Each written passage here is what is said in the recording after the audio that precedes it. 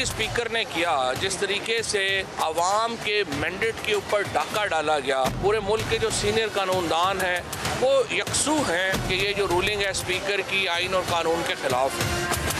Letter के हवाले से बात ज़रूर हुई थी। मैंने शराज साहब से पूछा था कि आपने कोई लेटर लिखा है, तो उन्होंने कहा कि मैंने लेटर लिखा है, पर मैंने लेटर में ये लिखा है कि काफ लीग वाले किसी को भी वोट ना दें। हमारे मामलात को सुप्रीम कोर्ट का फुल बेंच उसे सुनने की हमारी जो है वो इस्तदा है।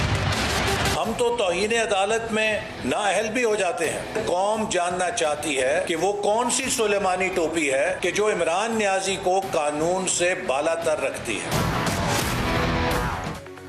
अस्सलाम वालेकुम नाज़रीन, प्रोग्राम मेरे सवाल के साथ मैं हूं मंसूर अली खान। नाज़रीन, लगता इस तरह है कि पाकिस्तान की सियासत एक टेस्ट मैच बन गई है। पहले एक इनिंग पार्लियामेंट के अंदर खेली जाती है और उसके बाद दूसरी इनिंग अदालतों के अंदर होती है। जैसे हमें पता लगा कि 22 तारीख को चीफ मिनिस्टर पंजाब के लिए इलेक्शन होना है और उसके बाद डिप्टी स्पीकर ने अपने फैसले का ऐलान भी कर दिया, लेकिन फिर जैसे ही ऐलान हुआ तो ज्यादातर तज्जियाकारों ने यही कहा कि दूसरी इनिंग इसकी अदालत में खेली जाएगी। आज अदालत के अंदर मैच का आगाज हुआ और उसके बाद डिप्टी स्पीकर की रूलिंग के हवाले से बड़े इंटरेस्टिंग रिमार्क्स आए।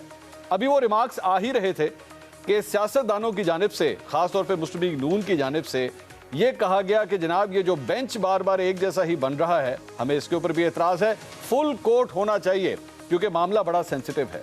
बहरहाल ये मामला तो अब चला गया है पीर वाले दिन तक, लेकिन साथ ही साथ सियासत के अंदर गर्मा गर्मी अब शुरू हो गई है। और आज इस वक्त जब ये प्रोग्राम आप देख रहे हैं तो मुस्लिम लीग नवाज लिबर्टी चौक लाहौर के ऊपर अब इकट्ठी हो रही है। वहां पे स्टेज सज चुका है और कहा जा रहा है कि हमजा शहबाज, मरियम नवाज और दीगर मुस्लिम लीग नून के सीनियर रहनुमा वहां पे पहुंचने वाले हैं और बड़ी धुआंधार किस्म की तकरीरें होने जा रही हैं। आखिर पाकिस्तान का ये सियासी माहौल जा किस तरफ रहा है ऐसी सूरत हाल में, जब बिजली महंगी हो रही है, महंगाई बढ़ रही है और लोगों का जीना दोभर होता जा रहा है, क्या इस इंतशार की सियासत को हम अफोर्ड भी कर सकते हैं या नहीं? राय लेंगे, तज्जिया लेंगे और इसके साथ साथ कोशिश के मेरे सवालों के जवाब हमें मिल सकें। बड़े अच्छे पैनल के साथ आज हम मौजूद हैं, बड़े सीनियर लोग आज हमारे साथ मौजूद हैं। मुस्लिम लीग नून से आबिद शेर अली साहब हमारे साथ मौजूद हैं, सीनियर तज्जियाकार हैं, एंकर पर्सन हैं, मेरी सीनियर हैं। आसमा शिराजी साहिबा वो भी आज हमारे साथ मौजूद हैं। अतर काजमी साहब वो भी बड़े सीनियर तज्जियाकार हैं, बड़ी मुनफरिद राय है उनकी, वो भी आज हमारे साथ मौजूद हैं। माहिर कानून भी हैं, तज्जियाकार भी हैं, एंकर पर्सन भी हैं और सबसे बढ़ के मेरे भाई भी हैं, बैरिस्टर एहतिशाम साहब। बैरिस्टर साहब थैंक यू सो मच, आपसे बड़ी रहनुमाई लेनी आज हमने। बहुत बहुत शुक्रिया, आप तशरीफ लेकर आए। और इसके साथ साथ पाकिस्तान तहरीक इंसाफ का मौक़िफ़ भी हम हासिल करने की कोशिश करेंगे कि पाकिस्तान तहरीक इंसाफ जो है वो क्या राय रखती है इस सारे मामले के हवाले से। सबसे पहले ज़रा आबिद शेर अली साहब के पास चलते हैं। आबिद शेर अली साहब, आप लोगों की जानिब से, इत्तेहादी हुकूमत की जानिब से आज एक प्रेस रिलीज आई कि जनाब फुल कोर्ट होना चाहिए। ये 3 रुकनी जो बेंच बनाया गया है इसके ऊपर कुछ आप लोग खुश नहीं हैं। सर ऐसी क्यों, ऐसा क्या वजह है? अदालत जब आप लोगों के हवाले से फैसला देती है कासिम सूरी साहब की रूलिंग के ऊपर, आप लोग बड़े मुतमईन होते हैं, लेकिन अब इतना अदम एतमाद क्यों? बहुत शुक्रिया मंसूर साहब। देखें, हम तो पनामा वन से ही ठुकते आ रहे हैं, हमारी रगड़ाई की जा रही है। नवाज शरीफ साहब को बेटे को से तनख्वाह ना लेने पर डिस्क्वालीफाई कर दिया जाता है। इतनी बड़ी जीआईटी बनती है, 10 वॉल्यूम निकलते हैं, 10 वॉल्यूम खोदा पहाड़ निकला चूहे वाली साहब है। उसके बाद अरबों रुपया खर्च के लंदन के अंदर उसको परस्यू किया जाता है, वहाँ पे भी 32-40 अरब रुपया कौम का ज़ाया कर दिया जाता है, जुर्माना अदा किया जाता है। जब मुस्लिम लीग नून जब ये 4.25 साल तबाही करने के बाद आप फिर मुस्लिम लीग नून को दावत देते हैं जी कि आप हुकूमत साजी कर लें, मुस्लिम लीग नून से इतने मुआशी सख्त फ़ैसले होते हैं, फिर आप टांगे खींचते हैं, कभी इधर से खींचते हैं, कभी इधर से खींचते हैं। आप मुझे बताएं कि मैं तो एक मंसूर साहब आपके तवज्जुह से कौम को पैगाम देना चाहता हूँ। मेरा ख्याल है कि आईन पाकिस्तान को दोबारा लिखा जाए और उसका मुसन्निफ इमरान खान को बनाया जाए और जो वो फैसले करे ताकि अगलों को भी आसानी हो फैसला देने में। पढ़े पढ़ाए फैसले आ जाएंगे कि किसको सजा देनी है, किसके मुताबिक चलना है, इमरान किसको गालियाँ देता है वो उसका सबॉर्डिनेट बन जाएगा। ये क्या तमाशा बनाया वो इलेक्शन कमीशन को गंदी ज़ुबान इस्तेमाल करता है, गालियाँ देता है, फैसला नहीं आता। वो और मामला करते, फैसला नहीं आता। मुस्लिम नून के ख़िलाफ़ फैसले भी आ जाते हैं। मरियम नवाज शरीफ और नवाज शरीफ के केस को पेंडिंग कर दिया जाता है, 2-2 महीने की उसकी डेट्स दे दी जाती हैं। और ये कौन सी होती है, रात को एप्लीकेशन देते हैं और 15 मिनट के बाद ही मामला चल पड़ते हैं। ये हमारे देखे तहफ़्फ़ुज़ात हैं, इसे एड्रेस करना चाहिए। फुल कोर्ट बेंच बनना चाहिए। बाकी भी मुअज़्ज़ज़ काबिल एहतराम जजेज़ हैं, ये भी काबिल एहतराम है, वो भी काबिल एहतराम है। क्यों नहीं दूसरे जजेस के पास केस जाया जाता, क्यों नहीं इन मामला से निकला जाता, क्यों नहीं कौम सुख को अबहाम से निकाला जाता, कई डॉलर फिर ऊपर चला जाएगा। देखें, मईशत का बेड़ा गर्क हो गया है। आप देख लें, जो 4 साल का आपने फ़ैसले किए हुए हैं, RTS बंद करा के आपने फ़ैसले किए और उसके बाद आपने इलेक्शंस कराए। आप मुझे बताएं कि कब हमारे साथ जुल्म नहीं हुआ। आप मुझे मंसूर साहब प्लीज़ आप बता दें। मैं आपसे हाथ जोड़ के कहता हूं कि दोबारा आइन लिख लें और मुसन्नफ़ बना दें इमरान खान को, ताकि फैसले करने में आसानी हो, ताकि अब आम ही खत्म हो जाए। आबिद शेरनी साहब, ये सर अतर काज़मी साहब आपको बताते हैं, सर अतर काज़मी साहब आपको बताते हैं कि आपके जुल्म हुआ है। अतर काज़मी साहब, जुल्म हुआ है जी मुस्लिम लीग नून के ऊपर। आबिद शेर अली साहब फरमा रहे हैं बहुत जुल्म किया गया है और आइन नया लिखें और इमरान खान साहब को दे दें, जनाब वो लिख लें। देखिए, ये तो आबिद शेर अली साहब की राय है और मैं उसका एहतराम करता हूं, उनको हक है कि वो अपनी राय रखें। लेकिन अगर आप हकायक देखें तो एतवार वाले दिन अदालत खुलती है, ना कोई एप्लीकेशन लेके जाता है, ना कोई दरखास्त आती है। यहाँ पे तो कल रात को अवाम वहां पे खड़ी रही और उन्होंने कहा कि हमने सुप्रीम कोर्ट में दरखास्त देनी है। तो एतवार वाले दिन, जिस दिन कासिम सूरी की रूलिंग आई थी, उस दिन भी तो अदालत खुली थी ना। तो यही अदालतें, यही हमारे इदारे, अगर हम इनको कंट्रोवर्शियल बनाएंगे तो फिर तो देखें हम अनार्की की तरफ जाएंगे। हमारी पसंद का फैसला आए तो हम कहते हैं ठीक है, पसंद का फैसला ना आए तो हम कहते हैं कि जनाब हमारे साथ जुल्म हो गया। और इन्हीं अदालतों से मियां साहब को बाहर भेजा गया। एक सजा याफ्ता मुजरिम को पाकिस्तान की तारीख में पहली दफा जेल से निकाल के इन्हीं अदालतों से रिलीफ मिला ना। आइन और कानून के मुताबिक ही किया होगा। क्या वो जो आइन था या फिर वो जो कानून था वो राय विंड में लिखा गया था, जिसके तहत मुल्क की तारीख में पहली दफा सजा याफ्ता मुजरिम को बाहर भेजा गया इलाज के लिए। तो देखें, यही इदारे हैं, अगर हम इनको इस तरह टारगेट करेंगे तो इस तरह तो मसाइल हल नहीं होंगे। दूसरी बात यह है कि आप समझने की चीज ये कि आप चीजें थोड़ी सी आगे निकल आई हैं। इन्हीं अदालतों में हमने यहां पे भी देखा कि मियां साहब फोन करके जजों को फैसले लिखवाते थे। क्या वो ठीक थी? आपको वो वाली अदालतें वापस चाहिए? तो मेरे ख्याल में हमें इस तरह इदारों को टारगेट नहीं करना चाहिए। और जिस तरीके से इस वक्त एक सबजुडिस केस है और जिस तरीके से अदलिया के ऊपर हमलावर हुए में लोग, ट्विटर के ऊपर भी और मीडिया के ऊपर भी, तो मेरे ख्याल में ये मुनासिब नहीं है। और इसमें बहुत सारे ऐसे अकाउंट्स हैं ट्विटर के ऊपर जिनको मरियम बीबी खुद फॉलो करती हैं, वो जजों को खिलाफ दुश्मन तराजी कर रहे हैं। तो मेरे ख्याल में कतन हमें जो है ना इस किस्म के रवैयों का गुंजाइश नहीं है पाकिस्तान के अंदर। हमें थोड़ी सी नजरसानी करनी चाहिए। आप मंसूर साहब एक सेकंड, मंसूर साहब एक सेकंड, मंसूर भाई एक सेकंड। जी जनाब, इनको मैं पैगाम देना चाहता हूँ कि JIT बना के जिस जज मलिक को आपने डिक्टेट किया, इस तरह के आपने फैसले कराने हैं और बेटे को ना आप ऊपर से मुजरिम किस चीज़ के? नवाज शरीफ साहब, क्या आपने साबित किया नवाज शरीफ के खिलाफ? कोई डाका मार लिया? आप नवाज शरीफ की मोटरवे बना के आप सफ़र करते हैं, नहीं तो आपकी कमर टूट जाए। लाहौर से इस्लामाबाद जाके 8 घंटे आप सफ़र करें। नवाज शरीफ के बनाए हुए एयरपोर्टों पर आप उतरते हैं, नवाज शरीफ के बनाए हुए मनसूबों पर आज आप बिजली हासिल कर रहे हैं। आप मुझे बताएं कि जज अरशद मलिक को क्या मैंने JIT में फोन करके व्हाट्सएप कॉल के जरिए नवाज शरीफ को कहा था सजा दे दें? क्या ये इंसाफ का तकाजा कि आप अपने मर्जी से फैसले कराएं और उसके बाद जो जज अरशद मलिक ने स्टेटमेंट दी आप उस पर JIT बनाते, आप उस पर फैसला करते? आप कैसे नवाज शरीफ को कह सकते हैं कि वो मुलजिम है? मैं कंडेम करता हूं आपके इस रवैये को कि आप कहेंगे जी मुलजिम है। आप मुझे बताएं कि नवाज शरीफ को किस चीज की सजा दी? उसका प्लेटलेस अकाउंट नीचे हो गया। अब वजीर आजम जाता है वो वाशिंगटन DC, कहता जी कि मैं उसका AC बंद करूंगा। आप जज हैं, आप कानून है, आप पुलिसदान है कि आप वजीर आजम है? को खुदा के लिए आप देखें हमने क्या बुरा किया? आगे सर पॉइंट आ गया आपका, पॉइंट आ गया जी। वो अदालत ने सजा दी ना, अदालत ने सजा दी थी ना।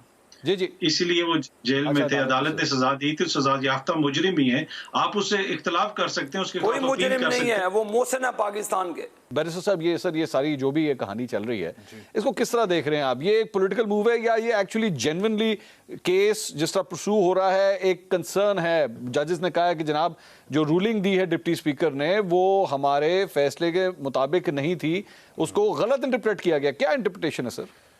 अच्छा, सबसे पहले तो मुझे लगता है कि अगर ये रिमार्क्स आज ना आते तो बेहतर होता। अच्छा। क्योंकि आपने देखा कितनी खप डल गया पाकिस्तान मुस्लिम लीग नवाज की तरफ से, जिस तरह से स्टेटमेंट्स आ रहे हैं, तो बेहतर था कि अगर आपने मंडे को इसको एडजर्न करना था और मंडे के बाद ही फैसला करना था, तो बादी नज़र में हमजा शहबाज की वजारत आला ख़तरे में है, इस तरह का कोई रिमार्क अदालत की तरफ से ना आता। क्योंकि अब हर कोई अपने तई इसकी तशरीह करेगा, हर कोई अदालत के फैसले को प्रिडिक्ट करने की कोशिश करेगा और अकॉर्डिंगली तब तक पॉलिटिक्स होती रहेगी। मुझे तो लग रहा है गेम खत्म हो गई हमजा की। देखिए ना, यही मैं कह रहा हूँ, ये आपकी इंटरप्रिटेशन है। मैं समझता हूँ एज ए लॉयर, मैं ये समझता हूँ कि अभी मामला सब जुडिस है। सुप्रीम कोर्ट ने अभी दोनों फरीकैन को मुकम्मल तरीके से सुनना है, उसके बाद किसी नतीजे पे पहुंचना है। और जिस पॉइंट ऑफ व्यू से मैं देख रहा हूँ एक वकील की हैसियत से, इसमें पॉइंट्स हैं। मिसाल के तौर पर वो जो फैसला था 63A के हवाले से सुप्रीम कोर्ट ऑफ पाकिस्तान का, उसकी अगर मैं समरी सिर्फ आपके सामने रखूँ तो उसमें पैराग्राफ 2 में तो सिर्फ ये कहा हुआ है कि इनहराफ कैंसर है, ठीक है, और इसको डिस्करेज किया जाना चाहिए। पैराग्राफ 3 में ये कहा हुआ है कि कोई भी अगर पार्टी का मेंबर पार्टी वो डायरेक्शन के खिलाफ जाके, पार्लियामेंट्री पार्टी की डायरेक्शन के खिलाफ जाके वोट करता है तो उसका वोट काउंट नहीं होगा। और ये बावजूद उसके है कि पार्टी हेड बेशक रिफ्रेन कर जाए उसके खिलाफ डिक्लेरेशन ऑफ डिफेक्शन के हवाले से, यानी कि अगर आप उसको वो नाअहल नहीं भी करवाना चाहते हैं, लेकिन उसके बावजूद उसका वोट काउंट नहीं होगा, इतना लिखा हुआ है। ठीक है, अभी यहाँ पे कोई किसी किस्म की बहस अभी तक नहीं है मंसूर साहब। पार्टी हेड या पार्लियामानी पार्टी, वो उसके बारे में बताइए। कोई बहस अभी तक नहीं है। ओके, ये मैं पैराग्राफ 3 पे पहुंच गया। ठीक है। उसके बाद पैराग्राफ नंबर 4 है, वो ये कहता है कि अगर कोई बंदा इनहराफ करता है तो उसका वोट भी काउंट नहीं होगा और उसको डिस्क्वालीफाई भी होना चाहिए। उसकी मुद्दत कितनी होगी इसका फैसला पार्लियामेंट को करना चाहिए, आर्टिकल 63 के अंदर, जो अभी तक पार्लियामेंट ने नहीं किया। ये टोटल फैसला है। ओके, इसके अंदर अब पार्लियामेंट्री पार्टी या पार्टी हेड का जिक्र फैसले में कहीं पे भी नहीं है। अच्छा, तो डेप्यूटी स्पीकर साहब 18 अप्रैल का इमरान खान साहब का एक खत है जो बेसिकली उन्होंने लिखा जब वोटिंग हो चुकी हुई थी, 25 लोग वोट डाल चुके हुए थे, तब उन्होंने परवेज इलाही साहब को एक लेटर लिखा और उन्होंने कहा कि जी ये जो 25 लोग हैं, इन लोगों ने मेरी डायरेक्शन यानी कि पार्टी हेड की डायरेक्शन के अगेंस्ट जाके वोट डाला है। तो इमरान खान साहब की पोजीशन तो तब तक भी पार्टी हेड की ही थी। तो इसीलिए फिर सुप्रीम कोर्ट को अब चॉइस शुजात साहब को सुनना चाहिए। अच्छा, अगर इमरान खान साहब ने खत लिखा था और उस खत को बुनियाद बना के इलेक्शन कमीशन ऑफ पाकिस्तान ने 20 लोगों को मुनहरिफ होने की वजह से डी सीट किया था और दोबारा इलेक्शन हुआ है, तो अब चॉइस शुजात साहब को बुलाया जाना चाहिए। ठीक है, यही तो पॉइंट है कि उनसे पूछा जाना चाहिए क्या आपने कोई डायरेक्शन दी थी, इलेक्शन डे से पहले दी थी, उसको कम्युनिकेट किया था, उसका मौजूद है? अगर तो ये सब कुछ था फिर तो ये सेम वो केस है जो पीटीआई का था। आज कह दिया कि मैंने जाके पूछा था, मैंने उनसे जाके पूछा चौधरी शुजात से, चौधरी शुजात ने कहा हाँ मैंने लेटर लिखा हुआ है, लेकिन उन्होंने कहा कि मेरी नॉलेज के मुताबिक उसमें यह कहा गया था कि आपने कहीं भी वोट नहीं देखिए, Moonis Elahi is a party to the entire thing. उनके तो वालिद साहब डायरेक्ट बेनिफिशियरी है ना। नहीं, बट ही इज एक्सेप्टिंग कि लेटर आया है, वो एक्सेप्ट करेंगे। उन्होंने कहा कि हाँ मेरी चौधरी शुजात से बात हुई है, लेटर लिखा गया। तो अदालत को अब ये इस चीज में देखना पड़ेगा कि अगर लेटर लिखा गया चॉइस शुजात की तरफ से, इन टाइम लिखा गया, पार्लियामानी पार्टी को इन्फॉर्म किया गया कि आपने हमजा शहबाज को वोट डालना है, तो फिर ये फड़ा है। फिर ये इतनी आसानी से आप ये नहीं कह सकते कि ये वोट वाकई में काउंट होने चाहिए थे और डिप्टी स्पीकर की रूलिंग गलत है। आसमा शिराजी साहब हैं जी हमारे साथ। आसमा साहिबा, वो सॉरी आप डिस्कनेक्ट हो गई थी, मैं दोबारा आपसे राब्ता हुआ है। ये मुस्लिम लीग नून की एक पॉलिटिकल मूव आप इसको कहेंगी, इसको डिस्क्राइब करेंगी, या एक जेन्युइन कंसर्न है जो मुस्लिम लीग नून सामने रख रही है? देखिए, मैं उससे हटके थोड़ा सा मंसूर ये जरूर कहूंगी कि ये कंसर्न है या नहीं है, लेकिन आइन की जो पोजीशन है, देखिए जब ये इनहराफ वाला फैसला आया था कि 63A के ऊपर जो है वो काम करते हुए जो मुनहरिफ हो उसके वोट को शुमार ना किया जाए, तो मैंने और आपने सबने शोर मचाया था कि ये कॉन्स्टिट्यूशन के अंदर नहीं लिखा गया। इसको सुप्रीम कोर्ट ने क्यों जो है वो इसके अंदर शामिल किया, ये आइन में इसको रीराइट करने के मुतरादिफ है। लेकिन उस वक्त पाकिस्तान तहरीक इंसाफ क्या कर रही थी? तहरीक इंसाफ उस वक्त उछल रही थी, जंप लगा रही थी, मिठाइयाँ बांट रही थी, खुश हो रही थी और अदालत के गीत गा रही थी। मगर आज जब वही फैसला जो है उनके ऊपर पड़ा है, तो आज वो कह रहे हैं कि नहीं, वो कॉन्स्टिट्यूशन का 63A बता रहे हैं जिसमें कि पार्टी हेड क्या कहता था उसको वो मेंशन करे। तो मेरा ख्याल है कि पहले तहरीके इंसाफ कॉन्ट्रडिक्शन जो है उसको खत्म करे और क्लैरिटी के साथ सामने आए। बिल्कुल दुरुस्त बात है, आइन के मुताबिक अगर कोई अपनी पार्टी को डिफाई करता है, वोट कास्ट करने के बाद वो उसको डीसीट किया जा सकता है, जो कि ये 20 लोग डीसीट हुए थे। कल ये उसूल दुरुस्त था, तो आज ये उसूल कैसे गलत हो गया?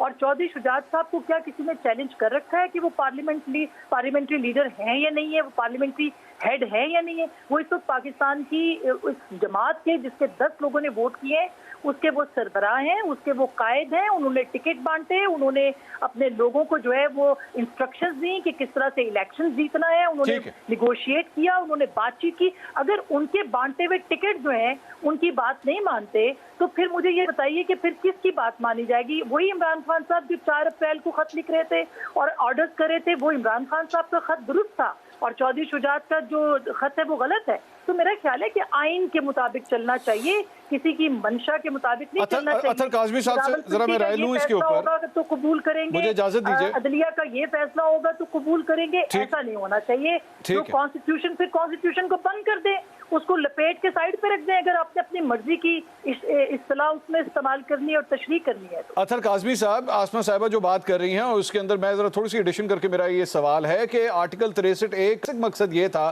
कि जो भी सियासी जमात का सरबराह है वोटिंग का पैटर्न उसके हाथ में होना चाहिए, वो इंस्ट्रक्शंस दे और वो डिसाइड करे कि जनाब उसकी पार्टी किधर वोट करेगी। मिसाल के तौर पे ज़्यादातर हमारे जो पार्टियों के सरबराह हैं वो कौमी असम्बली में होते हैं, वो सूबाई असम्बलियों में नहीं होते, लेकिन कौमी असम्बली में बैठते हुए कम अज़ कम वो ये फैसला तो कर सके कि सूबाई असम्बली में अगर उसकी पार्टी के लोगों ने वोट डालना है तो किस तरफ डालना है, कैसे डालना है। अगर मिसाल के तौर पर एक पार्टी के 3 या 4 लोग एक सूबाई असम्बली के अंदर हैं और वो बैठ के ये फैसला कर लें कि जनाब हमने तो फलां जगह वोट डालना है, भाड़ में गया पार्टी का सरबराह, वो जो मर्जी डीले करता रहे, किसी से कोलिशन करे ना करे, हमें कोई फर्क नहीं पड़ता। आपके ख्याल में उसकी रूह से क्या ये पार्टी के सरबराह का हक नहीं होना चाहिए कि वो डिक्टेट करे या बताए कि जनाब पार्टी किधर वोट करेगी?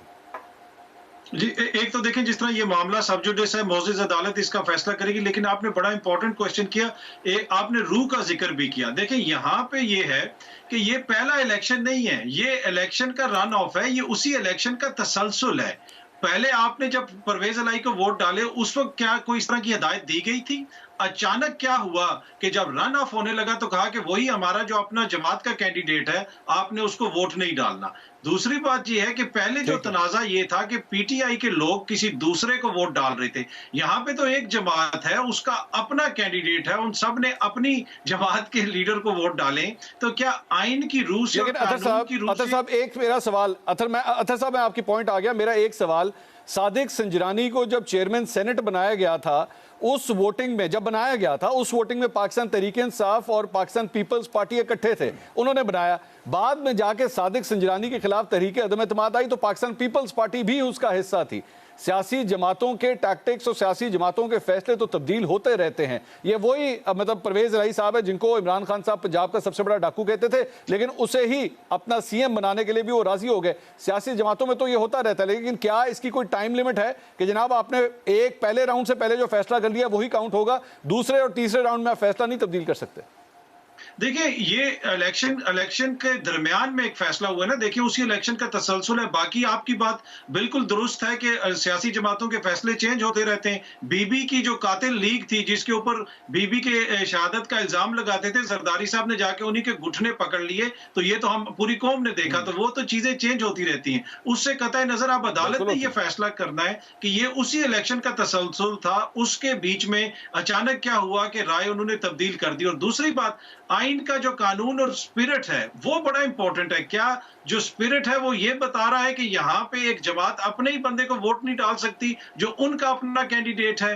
क्या ये भी देखना, ये भी सोचने की चीज है यहाँ पे। तो मेरे ख्याल में ये दो मुख्तलिफ चीजें, अगर आप किसी दूसरी जमात को वोट देंगे ऑब्वियसली आप अपने पार्टी के लीडर के खिलाफ जा रहे हैं। इस पे अतर साहब, इस पे पॉइंट है अतर साहब, ये जो पॉइंट है कि जी एक जमात अपने बंदे को वोट नहीं दे सकती, अगर उस एक जमात के अंदर वो एक बंदा अपनी पार्टी के सरबराह से मुनरिफ हो चुका है। मिसाल के तौर पे मैं एग्जांपल दे देता हूं, आज ख्वाजा सलमान रफीक भी पंजाब असेंबली के अंदर हैं, हमजा शहबाज भी हैं। हमजा शहबाज सीएम की स्लॉट के लिए खड़े होते हैं, ख्वाजा सलमान रफीक कहते हैं जी मैं भी आपको कंटेस्ट करूंगा। तो कल को अगर शहबाज शरीफ कहें कि नहीं जनाब सबने वोट हमजा को डालना है, तो आप ये तो नहीं कह सकते देखें जी आपकी अपनी जमात का बंदा था सलमान रफीक, आपने उसे वोट क्यों नहीं डालने दिया। ये तो पार्टी के सरबराह की मर्जी है ना, वो जिसको मर्जी हुक्म दे कि जनाब आपने इसको वोट डालना है। जी जी बिल्कुल, जिस तरह मैंने पहले भी अर्ज की कि ये तो अब अदालत ने फैसला करना है, लेकिन ये जो आपने मिसाल दी ना, काश कभी ऐसा हो जाए कि इन दो खानदानों के बच्चों की गुलामी से हम निकलें और कोई बंदा खड़ा होकर कहे कि मैं आपके बच्चे से ज्यादा अहल हूं, मुझे यहाँ पे इलेक्शन लड़ने दो। बहुत सारे दीगर लोग भी इन जमातों में, काश कभी आपकी और मेरी ये ख्वाहिश पूरी हो जाए। अच्छा, वो वैसे शाहिद खान अब्बासी भी इस मुल्क के वज़ीर आज़म रह चुके हैं। चले मजीद बात करते हैं नाज़रीन, एक ब्रेक लेते हैं। ब्रेक अशम को मजीद आगे बढ़ाएंगे और भी कई सवालात हैं, सारी चीज़ें जुड़े। आखिर ये पाकिस्तान की सियासत जा किस तरफ रही है, क्योंकि आज दिन भर एक और खबर भी गर्दिश करना शुरू हुई कि जी इलेक्शंस के ऊपर भी बात हो सकती है। किस हद तक ये बात ठोस है या नहीं है, चूंकि इदारे की जानिब से, इस्टेब्लिशमेंट की जानिब से जो मैसेजिंग आई है वो ये है कि जी हमारा कोई ताल्लुक नहीं है इन मामलात के साथ, ये सियासी जमातों ने खुद बैठ के तय करनी है। क्या वाकई कुछ है या ये बिला वजह की एक अफवाह उड़ी हुई है? इस पर भी आबिद शेर अली साहब से भी बात करेंगे और हमारे साथ सेनेटर शिबली फराज साहब भी मौजूद होंगे, उनसे भी ज़रा राय लेते हैं एक ब्रेक के बाद। हमारे साथ रहिएगा।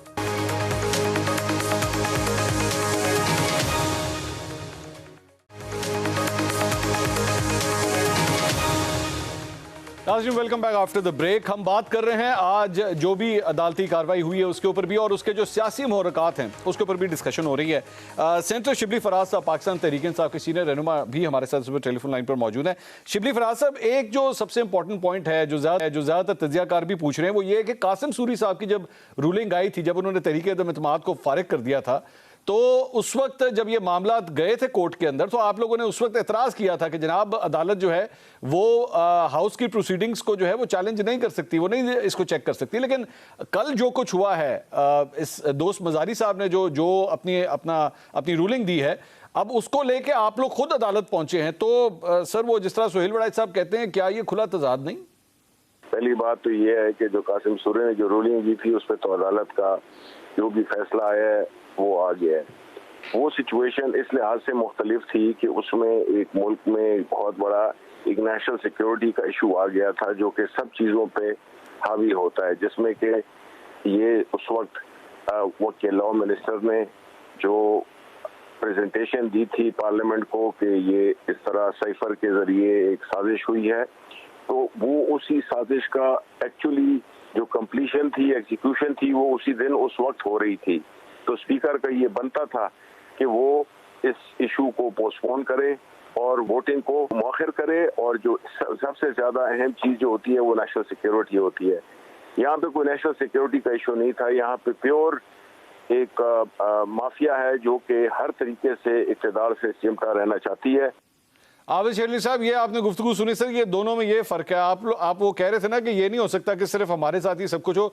शिबली फराज साहब ने काफ़ी क्लियर कर दिया कि दोनों में फ़र्क है। जी क्या फ़र्क है जी? आप मुझे बताएं कि एक जमहूरी डेमोक्रेटिक तरीके से मंसूर साहब एक vote of no confidence move की जाती है। इमरान खान साहब कहते हैं जी मैं तीनों का इंतज़ार कर रहा था, मैं एक विकेट से एक बॉल से 3 विकेट उड़ाऊँगा। आखिर अपनी विकेट जब उन्होंने तरले कर लिए, जब उनकी नैपियाँ चेंज होती थी, आपको भी पता है अब इस डिटेल का, तो उन्होंने जब हाथ खड़े किए, न्यूट्रल हो गए, तो ये साहब फिर चीखते हैं, फिर साजिश का बहाना इन्होंने नैरेटिव डेवलप किया, वो भी आपके सामने है। मैं आपके एक नोटिस में लाना चाहूँगा, मेरी बहन आसमा भी बैठी हैं और भी बैठे हैं, जब नवाज शरीफ साहब को डिस्क्वालीफाई किया गया जी, नाअहल कर दिया लाइफ टाइम के लिए, उनको फिर उसके बाद एक और फैसला आया साकिब निसार का जी के प्रेसिडेंटशिप से भी वो जाएं।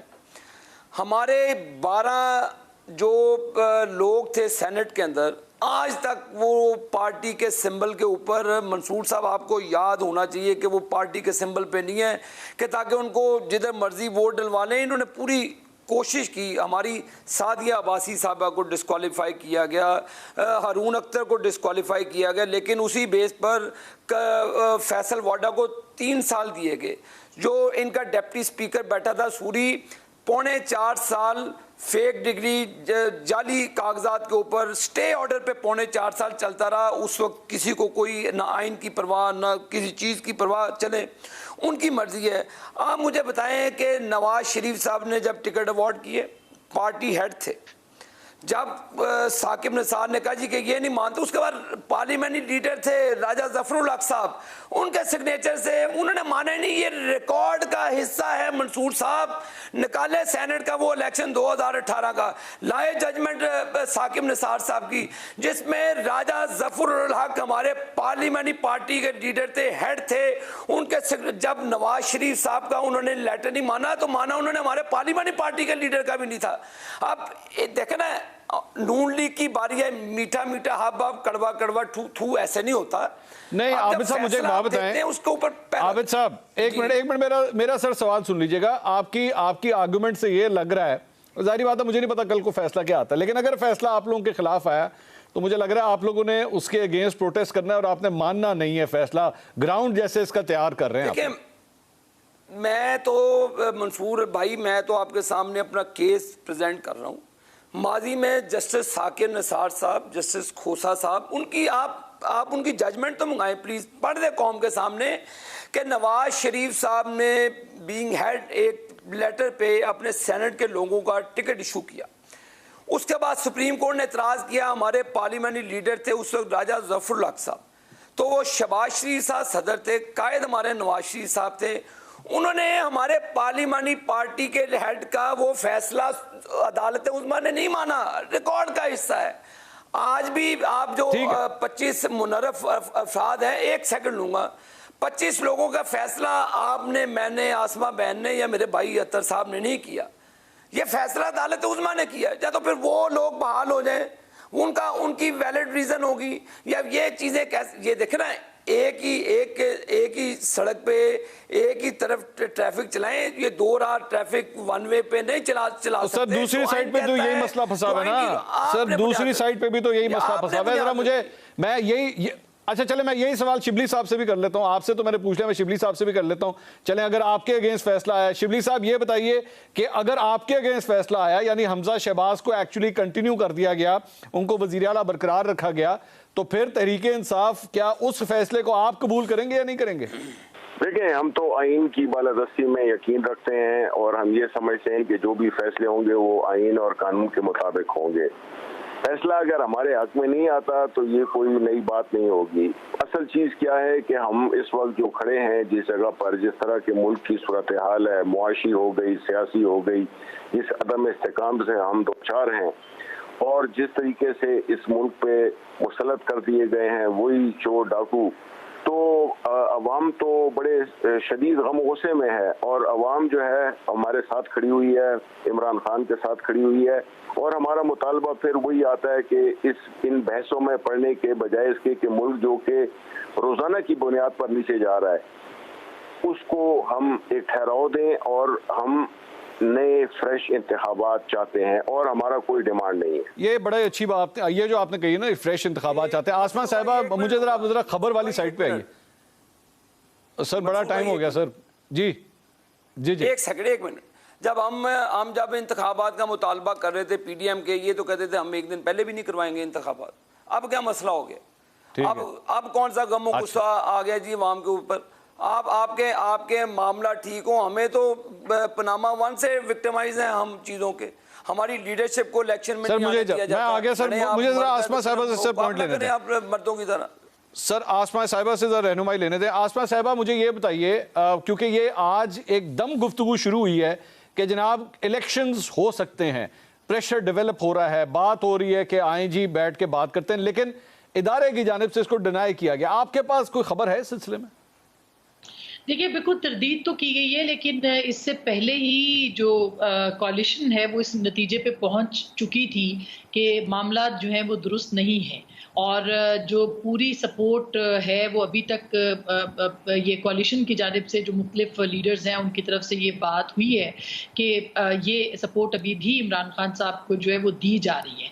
तो एक ज़ाहिर है उसकी बहुत सारी एविडेंसेस भी हम देखते हैं कि जिस तरह से पाकिस्तान मुस्लिम लीग नवाज और पाकिस्तान पीपल्स पार्टी के लोगों के खिलाफ 2018 के इलेक्शन से पहले ही मामला जो थे वो उनके खिलाफ होना शुरू हो गए थे।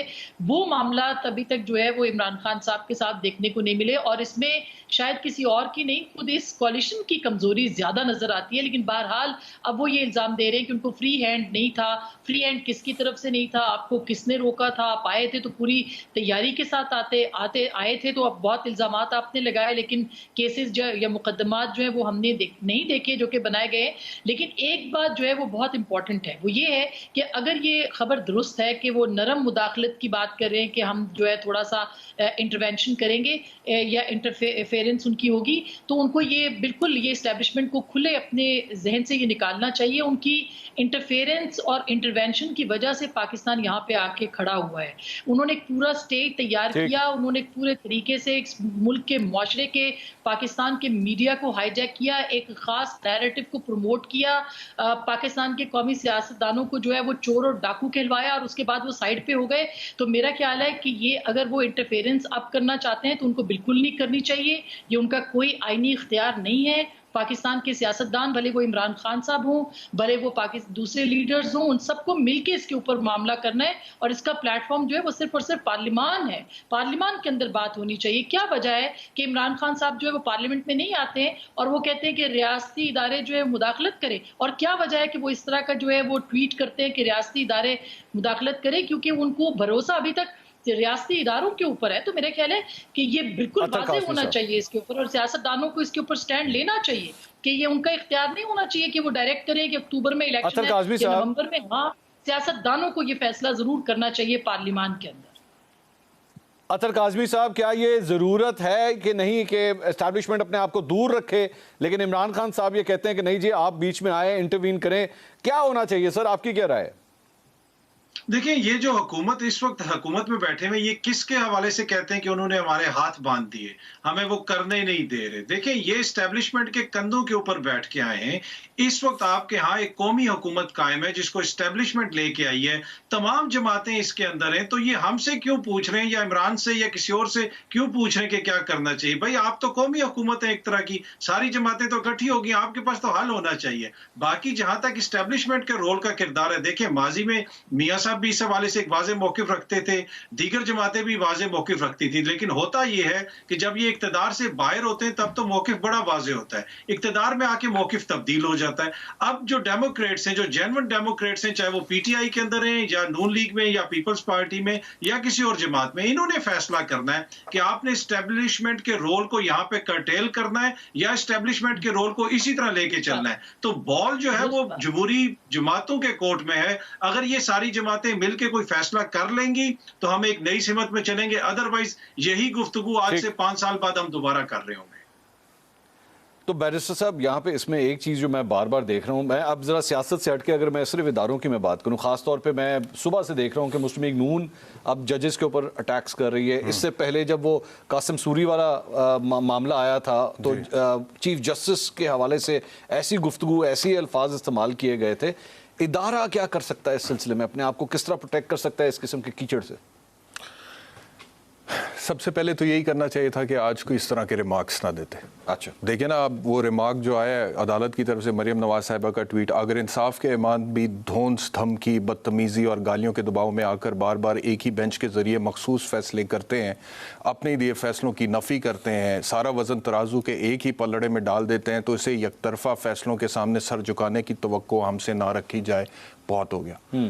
ये अब उसके मुकाबले में है ना, उसके जवाब में, जबकि मैं जेन्युइनली ये समझता हूँ कि मंसूर साहब कि ये जो प्रोपोजिशन है जो सुप्रीम कोर्ट के सामने भी है, this is a genuine serious legal technical proposition जिसके ऊपर सुप्रीम कोर्ट पहली दफा कोई डिसीजन देगी। देखिए, मुझे ये लगता है कि वो जो आज रिमार्क भी आ गया ना जज साहब की तरफ से, जिसमें उन्होंने कहा बादियों नज़र में उनकी वजारत आला को खतरा है, वो शायद इस वजह से उन्होंने कह दिया क्योंकि डेप्यूटी स्पीकर साहब की बात पर रिलाई करते हुए जो उन्होंने कहा कि मैं सुप्रीम कोर्ट ने ये कहा हुआ है। सुप्रीम कोर्ट ने कहीं पार्टी हेड या पार्लियामेंट्री पार्टी की किसको फौकियत हासिल है बात नहीं की। 63 भी इस हवाले से साइलेंट है। अच्छा, ठीक है, उसमें जिक्र जरूर है कि पार्लियामेंट्री पार्टी की तरफ से डायरेक्शन अगर गई है, लेकिन वो डायरेक्शन किसने देनी है? वो पार्टी हेड नहीं देनी है ना। So this is going to be the first time कि सुप्रीम कोर्ट इसके ऊपर कोई फैसला देगा। ये एक genuine serious technical legal proposition, और इसको आप कासिम सूरी वाली प्रोपोजिशन के साथ कंपेयर नहीं कर सकते, क्योंकि that was a blatant violation of constitution. वो तो उन्होंने सीधा सीधा कह दिया मैं करवाता ही नहीं हूं वोटिंग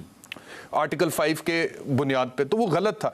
यहां पर एक फड्डा है, अब उन्होंने रिकॉर्ड को देखना है कि चॉइस शुजात साहब ने कोई डायरेक्शन दे दी थी। डायरेक्शन तो पार्टी हेड ने देनी है ना, ठीक है। डायरेक्शन पार्लियामेंट्री पार्टी ने या उसके हेड ने तो नहीं देनी। में मतलब ये इशू फंसा हुआ है, ये देखेंगे, सुप्रीम कोर्ट इसको देखेगा इवेंचुअली, उसके बाद रिकॉर्ड जो बताएगा उसके मुताबिक सुप्रीम कोर्ट फैसला करेगा। तो इतनी जल्दी नहीं करनी चाहिए और ये नहीं होना चाहिए था, पहली चीज। दूसरी चीज जो आप बात कर रहे हैं, मुझे भी अब ये लग रहा है कि इस्टेब्लिशमेंट जो है उसकी कोई बातचीत खान साहब से हो रही है। मैं पूछ लूं, शिबली फराज साहब से भी पूछ लेते हैं। अब शिबली फराज साहब, ये एस्टैब्लिशमेंट के हवाले से जो खबरें आ रही हैं कि जी नरम मदाखलत है, ये लफ्ज़ भी वैसे मैंने पहली दफ़ा सुना है, नरम मदाखलत तो होती है तो सख्ती होती है। तो अगर ये खबरें दुरुस्त है तो क्या इमरान खान साहब शहबाज शरीफ साहब के साथ, आसिफ अली जरदारी साहब के साथ एक मेज़ पे बैठने पर सर तैयार हो जाएंगे? नहीं, बिल्कुल नहीं बैठेंगे जी। देखिए, पाकिस्तान तहरीक इंसाफ इस वक्त मुल्क की सबसे बड़ी पूरी फेडरेशन की पार्टी है, और वो लोग जिन्होंने कि इस साजिश को और इस मदाखलत को पॉसिबल किया, जिससे कि एक अच्छी भली चलती हुई हुकूमत को गिराकर और ऐसे निकम्मों को ला के बिठा दिया गया, तो हम तो उनसे बिल्कुल नहीं बात करेंगे। हमारा एक ही मुतालबा है, आप इलेक्शन करो, इलेक्शन की डेट अनाउंस करो, और हम जो है तो फिर हर एक के साथ बैठने को तैयार हैं कि इसकी जो तफसीलात हैं और इसकी जो लॉजिस्टिक्स हैं उनको हम किस तरह से तय कर सकते हैं। लेकिन हम इससे पहले कोई बैठने वाले नहीं हैं। ये जो है तो पाकिस्तान तहरीक इंसाफ किसी ऐसी मीटिंग का या किसी भी ऐसी अरेंजमेंट का हिस्सा नहीं बनेगी। नहीं तो आबिद शेर अली साहब, सर ये मसला किस तरह हल होगा? मुज़ाकरात नहीं होंगे, मफाहमत नहीं होगी, मामला तय किस तरह होंगे? आबिद साहब, मुज़ाकरात नहीं, हम तो वैसे ही नहीं इनसे बातचीत करते, लेकिन शहबाज शरीफ साहब ने charter of economy on the floor of the house पेश किया था। मैं ये अभी मेरे भाई ने फरमाया जी कि ये सीरियस प्रोपोजिशन है और इस पर इतनी जल्दी नहीं होनी चाहिए, तो मेरी आपसे, आपके तवज्जो से फिर मेरी भी ये डिमांड है कि फुल कोर्ट इस पर बेंच बनना चाहिए, फुल कोर्ट रेफरेंस होना चाहिए, ताकि एक ही मरतबा डिसीजन पूरी सुप्रीम कोर्ट की तरफ से आ जाए, ताकि किसी को अब हाँ ना रहे कि जी ये 3 ना होते 5। मैं जरा जल्दी से यही सवाल सबके सामने रख दूं, मुझे आबिद साहब, मैं जरा जल्दी से यही सवाल सबके सामने जरा क्विकली जी जवाब दीजिएगा, टाइम बड़ा। आसमा साहब, आप क्या समझती हैं, फुल कोर्ट होना चाहिए क्या? ये बात ठीक है? छोटा जवाब दीजिएगा, आगे भी जाना है मैंने। क्यों नहीं होना चाहिए? आई मीन क्या कबाहत क्या है? क्यों सिर्फ 3 जज बैठ के फैसला कर रहे हैं? और अगर कोई पार्टी सवाल कर रही है इसके ऊपर तो फुल कोर्ट करने में क्या हर्ज है? होना चाहिए। ठीक है, ठीक। अतर काज़मी साहब, आपकी क्या राय है सर? देखिए, ये जो जज साहिबान बैठे हुए, ये पाकिस्तान की सबसे बड़ी आईनी अदालत के जज साहिबान हैं। उनके ऊपर इस तरह शक करना मेरे ख्याल में ये कतई मुनासिब नहीं। कोई भी जमात करे, पीपल्स पार्टी वो करे, पीटीआई करे या नून लीग करे, तो मेरे ख्याल में बाकायदा एजेंडे के तहत यहाँ पे अदालत को मुतनाज़ा बनाने की कोशिश की जा रही है। मैं बैरिस्टर आप तो हंसे थे, अभी क्यों हंसे आप? वो तो मैं इस वजह से हंसा कि जिसके खिलाफ फैसला आ जाता है वो फिर बातें करता है, और जिसके हक में आ जाता है वो फिर कहता है कि जी बिल्कुल ठीक है और इदारों पे हमला नहीं करना चाहिए। मेरा ख्याल है कि लार्जर बेंच अगर हो जाए तो कोई हर्ज नहीं है। फुल कोर्ट का मतलब कि सारे 17 जज बैठे, वो जरूरी नहीं है। लार्जर बेंच अगर हो जाए तो कोई उसमें हर्ज नहीं है। वैसे ये चीफ जस्टिस ऑफ पाकिस्तान का प्रेरोगेटिव है, मतलब कि हम उन्हें डिक्टेट तो नहीं कर सकते, लेकिन देखें ना, उन्होंने सुना ही है ना सारों को, पहले भी सुना है। तो एक हाउस ऑफ लॉर्ड्स की जजमेंट है जिसमें ये दिया हुआ है कि किसी भी अदालत के फैसले की अगर अवाम की नजरों में एक्सेप्टेबिलिटी नहीं है तो फैसला दुरुस्त नहीं है। अच्छा, ये हाउस ऑफ लॉर्ड्स की जजमेंट है। कितनी अवाम सर, ये भी तो यहाँ पे तो पोलराइजेशन इतनी ये बात आपकी सही है, लेकिन फिर भी अगर आप मतलब कि इसमें कोई हर्ज नहीं है, लार्जर बेंच बन सकता है। अगर इस तरह हो जाए तो क्या टेम्परेचर नीचे आ सकता है? मेरे ख्याल में देखें ना, PMLN का भी मुतालबा है कि जी अगर ज्यादा जज साहिबान को लार्जर बेंच बनता है, ये भी राजी हो जाएंगे।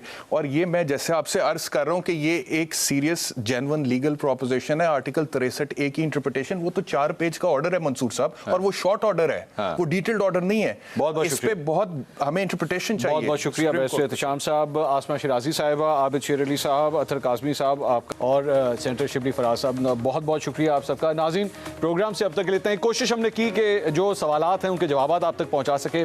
आगे फैसला आपने करना है या फिर आगे जाके जजेस ने करना है कि ये मुल्क आगे किस तरफ चलेगा। देखते हैं, आप भी इंतजार कीजिए, मैं भी इंतजार करता हूँ। कल आपसे दोबारा मुलाकात होगी। अल्लाह हाफिज़।